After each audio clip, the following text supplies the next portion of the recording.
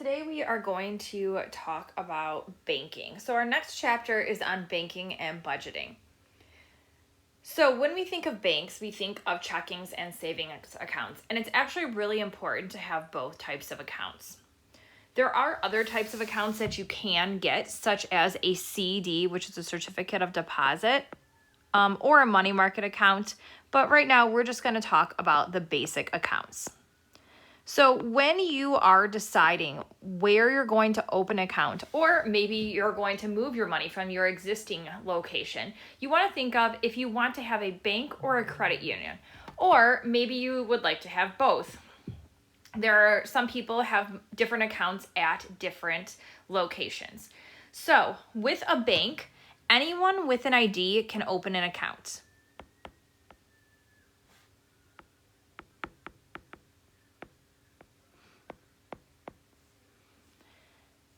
Banks, they focus on the profits made with commercial loans.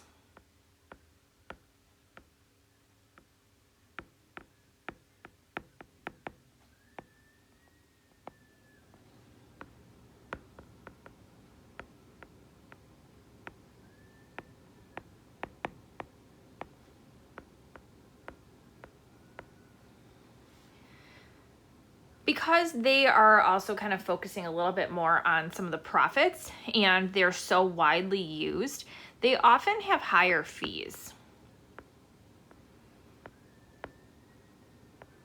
So your overdraft fee or late fees or anything like that you might pay might be a little bit higher as opposed to a credit union.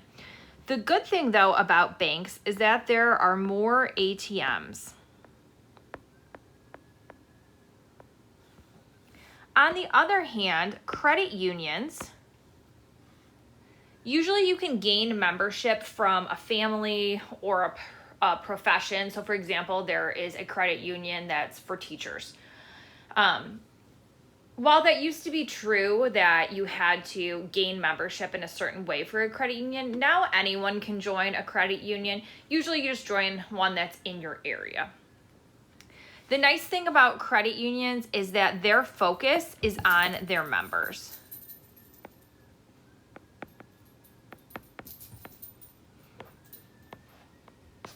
And so because of this, they use their profits to reduce fees and have lower interest rates.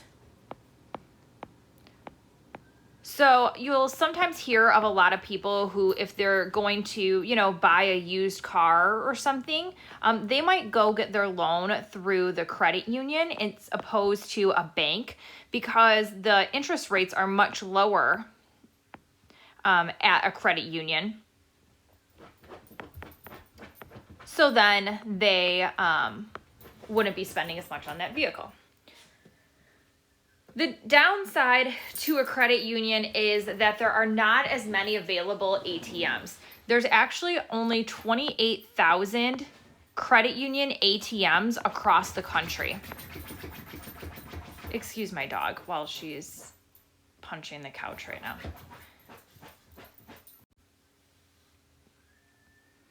So you can often use other ATMs. However, you'll be charged a fee if you don't use a partner ATM. So that's just something to take into consideration. So why would you want to have a checking account? So at the beginning, I mentioned that you should have both a checking account and a savings account. So with a checking account, there's a lot of different reasons. And the first reason that you want to have a checking account is the safety and protection of it. So it is backed by the FDIC, which is the Federal Deposit Insurance Corporation, and it covers up to $250,000 per person.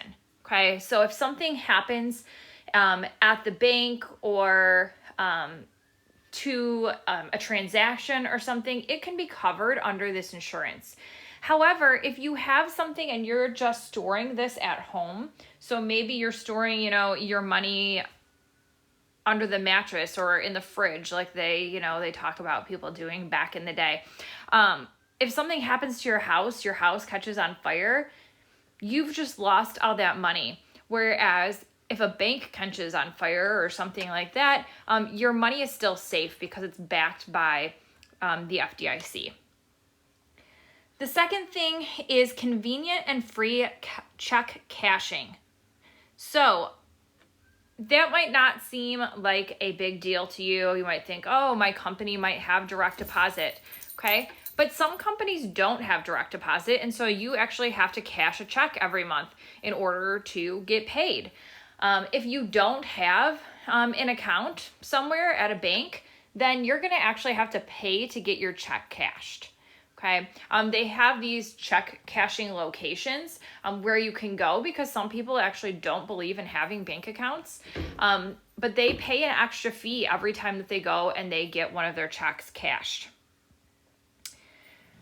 The third thing is convenient and free bill pay. So with a checking account, you can go ahead and you can set your bills to auto pay. You can also have the ability to write checks.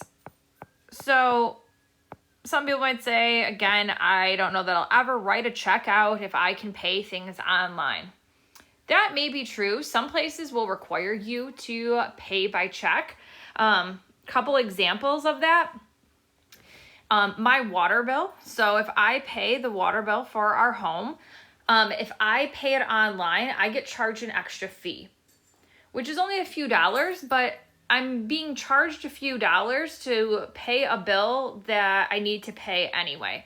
So if I can go ahead and write a check and just drop it off at City Hall in the drop box and not get paid or get charged a fee to do that, then I'm going to do that.